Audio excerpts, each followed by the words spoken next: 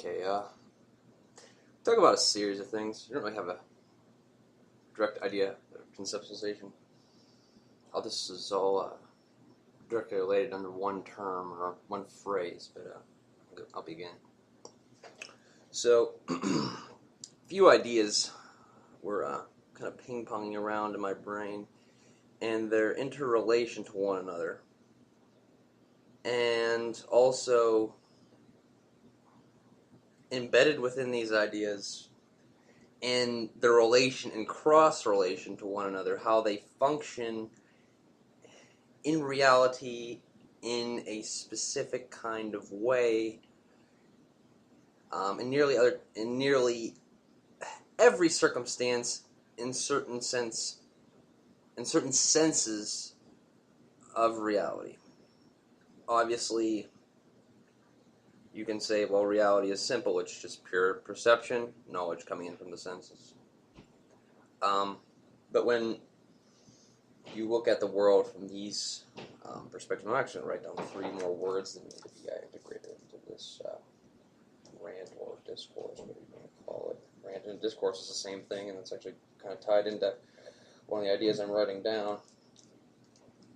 But yeah, I'll talk about that first. It's a good place to start. Okay, so yeah. So just there, so there's these people, you see them either on TV or comedians or whoever. And, their behavior, or even just random people blogging, broadcasting on the internet, talking on public channels or semi-unknown things about various issues and ideas and, their relation to other ideas and so forth and so on. And the main issue that, the terms rant and discourse, and there's a whole series of these terms that exist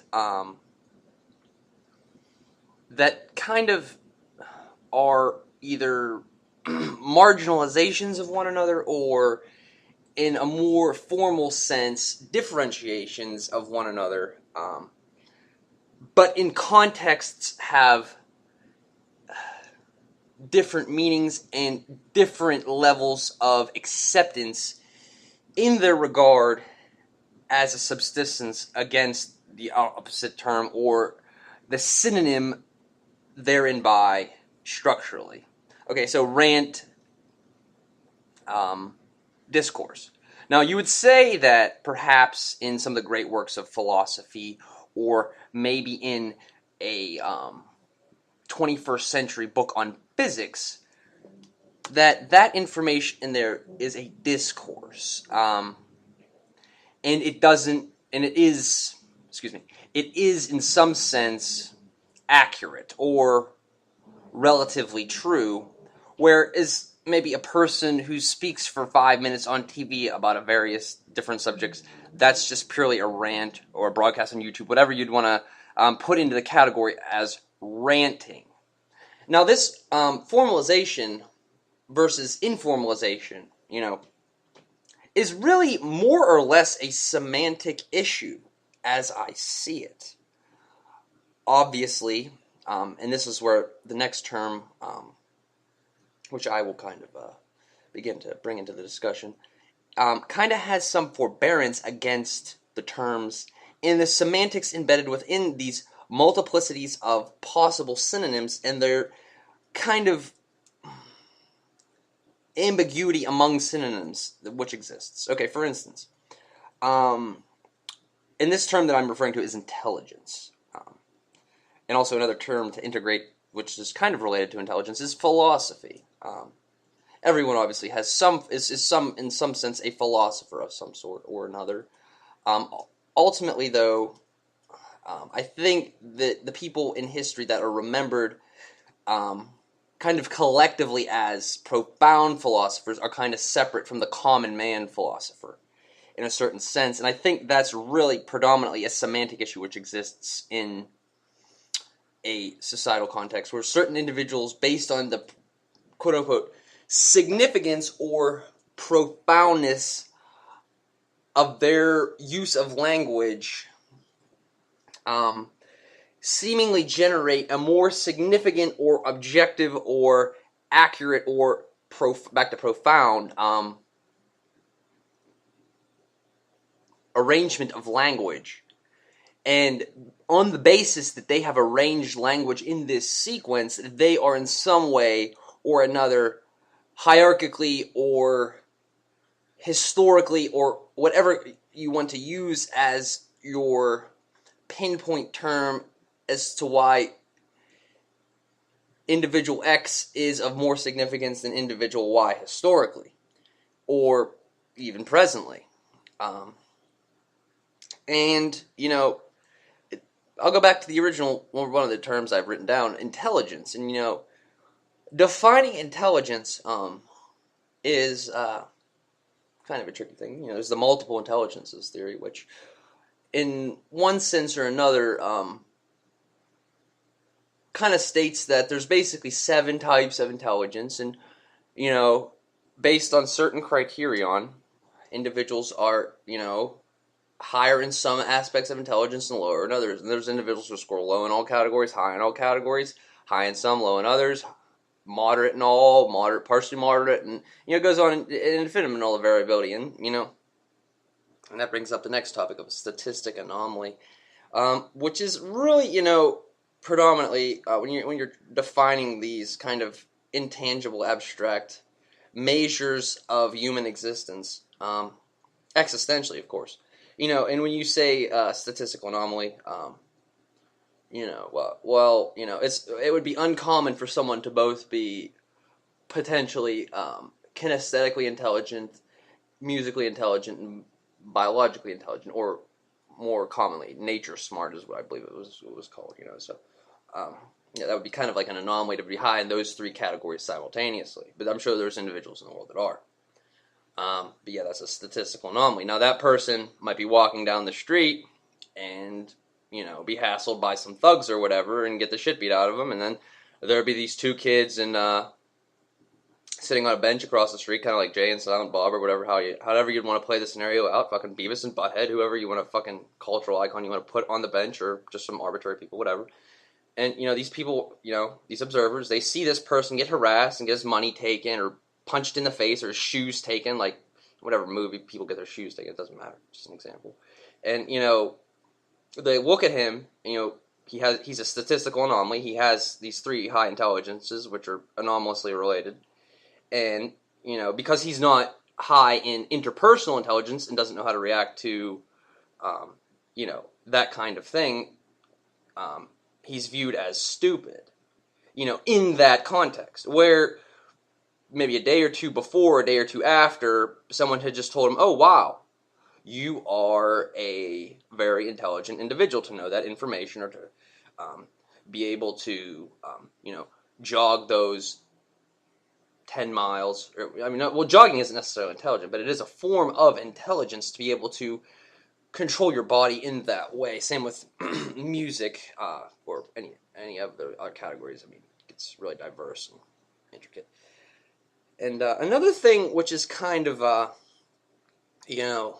related to things is, and stupidity in general, is Freudian slips. I make them myself every once in a while, more so when I'm typing than when I'm talking. I guess a little bit of both. There's just one right there, It's a kind of a Freudian slip, just a pause in thought. But yeah, Freudian slips are a very common thing in human speech and behavior.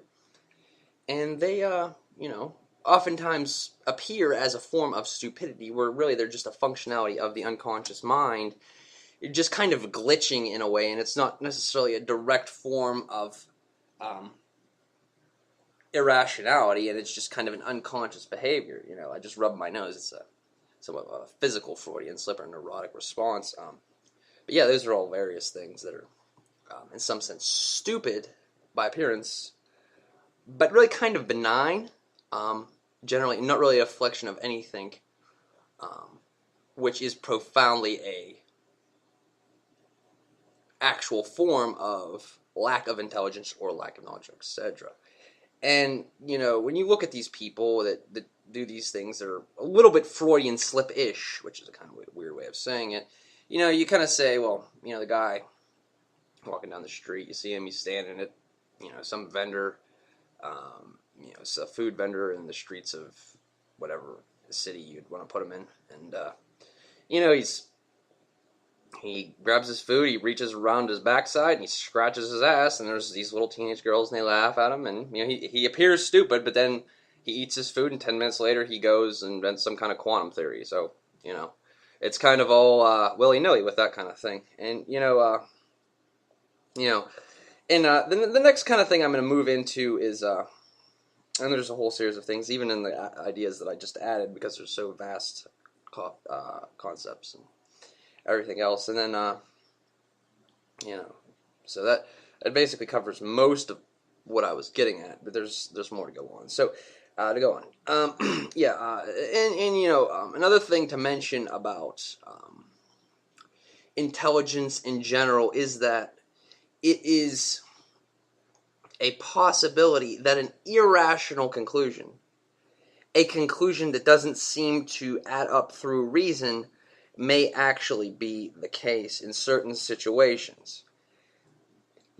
Which is kind of a little bit of a difficult thing to get into, and you can actually drive yourself mad thinking about those. It's best to avoid that kind of thing in some cases. But for instance, in a scenario like this, if a man could take out a business loan thinking it would be irrational to do so on the basis that he may not make any money from his loaning of the money, and through loaning of the money, he ends up going bankrupt because he can't make a profit because his enterprise was ineffective. But alternatively, as a possibility, he could loan the money or take the money out on loan more appropriately, and from there, he ends up, the money that he takes out on loan, he ends up multiplying 100-fold in a long time frame, or 2 years. He makes 100-fold what he loaned out, and his loan's paid off, and he's living a very nice life. But with the second scenario, if what he had initially thought was irrational, loaning the money, turns out to be a very rational decision, the risk is, in a sense, irrational. It's an irrational risk. But it may, based on future circumstances, be a rational decision. And that in not knowing how things will play out in reality, that certain actions and behaviors may not always be as they appear. For instance, a rational behavior may end up turning out to be actually irrational after effects take its course, where a irrational event may have actually been rational. And it's really a paradox in a way. I wouldn't know how to explicitly label it at this very moment, but it's definitely something that exists. In terms of another thing in regards to just general argument, and I watched this video. It was called The Epistemology of Disagreement. I didn't understand it completely. I understood it enough to kind of get the gist. But obviously, human beings and their consciousness are not any one idea in particular. There are people who are associated with ideas. For instance, John Nash is associated with game theory. Richard Dawkins is associated with atheism and biology. Billy Graham is a major evangelist. The list goes on. I mean, just all these people in history that are associated with ideas and concepts. And they're kind of known for that, Whole series of things. You could go on and ad infinitum there. But basically, yeah. People are not the role that they play. It's like Tyler Durden says in Fight Club. You are not the money you have in your bank account. You are not the clothes you wear. You are not the shit you have in your house. You are not the girl that you are married to or dating. You know, it's like, that would go both ways. I'm not going to get into that though. But you know, on some level, as a human being, you are not the things which you have or stand for, because you do not need them to live on, per se. For instance, you know, so you had a house, it was full of food, you had a car in the garage. You could very well easily, you know, in certain circumstances, or I guess in any circumstance, just leave your house, walk to a town 15 miles away, break into someone's house, kill them, and just live there and eat their food and take their credit card and live off their shit, you know? That's kind of an immoral, unethical thing to do. But in some level, you could become that person, which is a kind of negative thing. You wouldn't become them physically as a human being. You could inherit their life, barring any kind of intervention by any legal authorities, but which would probably happen. So it's probably not a good idea to do that. But in certain senses, in certain situations, that would possibly be something you could do, you know, and no one would really know otherwise. And your car in your house, and the food in your house, and your TVs would still be sitting where you live. And no one would really, there would be maybe someone that would notice if it was kind of like a well-connected community. But if it was, you know, in a situation where it would be a community where people weren't really that closely living together, you know, kind of spread out in some kind of rural area, you know, I mean, that could happen. Probably that might have happened today. And I don't know that it directly happened, but someone could have did that today. And I'm not aware of it, and whoever listens to that wouldn't be aware of it. But it could have happened. That's something that could have happened today, or yesterday, or the day before, or any other point in history. And to go on, to kind of change the subject a little bit, and talk about in terms of ideas, their endorsement, and their kind of disconnect directly from consciousness. Obviously, ideas exist within consciousness, and that's really the only place that ideas actually exist. In terms of, you know, ideas in general, people and their association to ideas are simply a preference or a bias that is really just a superficiality, even with profound things. It is still even just a superficiality, in that I can say, I think, therefore I am, which is something that Descartes said. He obviously didn't say it in English, he said it in Latin, because that's what they spoke back then, or he said it in Dutch, or whatever language he fucking spoke, I don't know. And, yeah, I think, therefore I am. And those words are eternally attached to that man, as many words are attached to other people, like FDR, or Nietzsche, Kierkegaard, a whole slew of other profound people out there. And, you know, with modern social media, you know, a lot of words are kind of attached to a lot of just kind of nobodies. You know, a lot of nobodies out there that, you know, there's words attached to them too. You know, things they said that are like permanently embedded in the internet, or relatively permanently embedded in the internet.